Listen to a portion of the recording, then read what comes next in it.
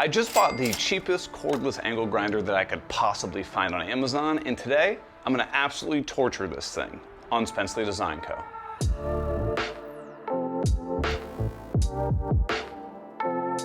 Now, first impressions of this thing are already not very promising. The carrying case that came with is absolute junk. As you can see, it's already bent and the plastic has started to warp and just almost blow out. It comes with two really big batteries that are kind of heavy. I have no idea what the capacity is on them. And it comes with 2 grinding discs and the chargers. For my first torture test, I'm going to take an old table saw blade that is really, really hard metal, and I'm just gonna grind the daylights out of it. So let's get this thing locked and loaded, tighten down the nut, then drop the battery in. Honestly, first impressions were pretty high once I actually got this into my hands. The motor had a soft start and the disc came up to speed quickly. Now, I'll be the first one to admit that outside of power carving wood, I'm not really a huge user of angle grinders. Oh no, this isn't a good sign. Trigger doesn't work, but maybe popping the battery back in will fix it. There we go. Which is why I thought that this cheap angle grinder, crap, it shut itself down again. I was just about to say that because I'm not a heavy user, that this tool might actually satisfy my needs, but this isn't a good sign. Oh wait, it's back alive.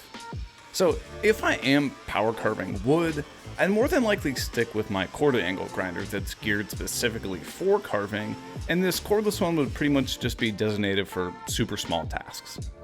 All right, so check-in number 1 on the angle grinder. I found that if I put about 50 to 70% of my strength pushing into the metal as I grind it, it completely bogs the motor down and then it kind of locks itself up. However, if I remove the battery, then put it back on, it seems to kind of reset what's ever on the inside.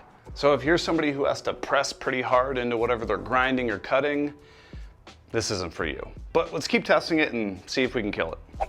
It seems that if I press the angle grinder into the metal at all, it completely shuts down. However, if I let it just float on top of the metal, it seems to hold its speed and keep running just fine. Or maybe not. Keeps dying. There's definitely something wrong here, and this is getting, oh, it's back alive. And it's off again. Damn, what is, it keeps dying on me. What you're seeing here is literally the time that I've spent grinding. I've not cut off any footage or anything. Oh, come on. All right, come take a look at this. All right, so again, as I'm grinding stuff, if I'm putting any pressure at all, it just completely locks up and dies. And what's really interesting is when it's running fine, I can click this button here that tells me basically the speed or how much power is left in the battery. But as soon as it locks up, this doesn't work. It almost makes me believe that there's some sort of internal mechanism to keep this from overheating or overworking itself. But just to take out any chance that this is a bad battery or something, I'm gonna swap out to the other battery. But actually, while I'm down here, look at the way this battery charges. Super weird. So here's the battery itself. I mean, it's solid plastic. It looks like if you dropped this thing at all, it's probably gonna break, but I don't know. Very generic, but this is the weird thing. This is how it charges. This is just a standard power supply where you just plug this directly in like that. And you really have no indication about how, charged the battery is. The only thing you have is a little LED indicator light on here that turns red or green, but yeah.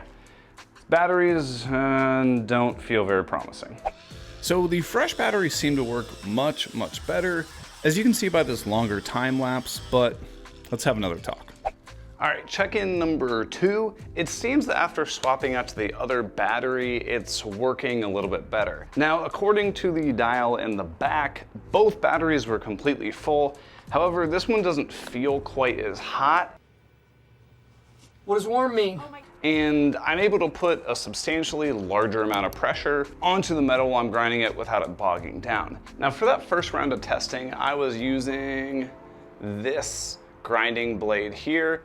However, now I think that I'm gonna switch to a different kind of blade and actually try cutting some metal as opposed to just grinding it.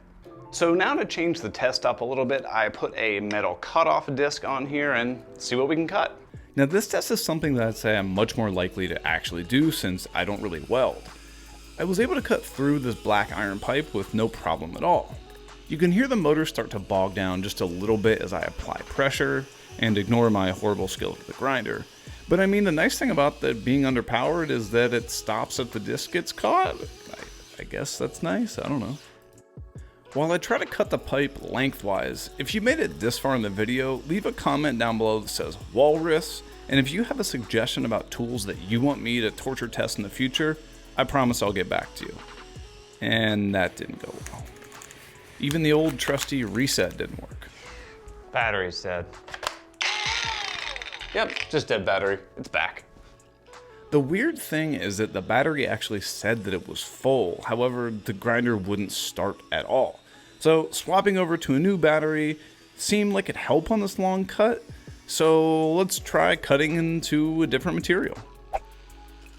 So the first thing I noticed is that the saw blade already feels a lot harder than that black iron pipe. Oh no, this isn't good. I think what's going on is this is just overheating. So after letting the grinder sit for several hours while I was inside, I tried some more cuts. And the exact same thing happened every single time. All right, let's talk. So as I'm trying to cut through the saw blade, I'm literally not putting like any pressure at all. And the battery meter down here reads that the battery is fully charged. However, I cut just a little bit and it immediately stops and locks up. What I think's happening is that these batteries are actually overheating because these are way hotter than any other tool battery I've ever used. So while I definitely could continue the test of this, the whole fact that the batteries keep cutting out and they're getting really, really, really hot kind of has me a little worried. I don't want to run into that whole cheap hoverboard battery issue that we all saw several years ago where these things would like catch on fire and blow up. Everybody stay calm. What's the Everybody procedure, stay calm. everyone? What's the procedure? Stay calm. So I think I'm ready to give an honest opinion. If you're somebody who's looking to just make a couple cuts, maybe cut the heads off of some bolts or something like that, and you're looking for a super cheap tool and you're pretty much never gonna use it, then this might be a decent pickup for you. This is substantially cheaper than any big name brand one, unless you're already in a battery platform, and it honestly works okay. However, if you're somebody who's looking to cut off things all day, maybe grind a bunch of metal and welds down, stuff like that, you absolutely do not want this. It is going to overheat, it's gonna shut down, the batteries are gonna get too hot, and you're just gonna get annoyed that you're not gonna be able to get your work done. Sorry to interrupt again, I have an update. I'm out here filming some of my B-roll shots for this video, and I left the angle grinder and battery here overnight, didn't use it or anything, and I let it cool off, thinking maybe that would fix it, but check this out. It is completely dead now. So I think the torture test went well because this thing's done.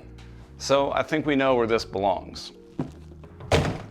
This cheap angle grinder for Amazon was definitely not a great tool. However, if there are any tools that you want me to torture test a really cheap version on Amazon, leave it down in the comments below. I want to give a huge shout out to all of my Patreon supporters. If you would like to help me reach my goal of quitting my day job and taking this channel full time, consider supporting me on Patreon or picking something up from my online store.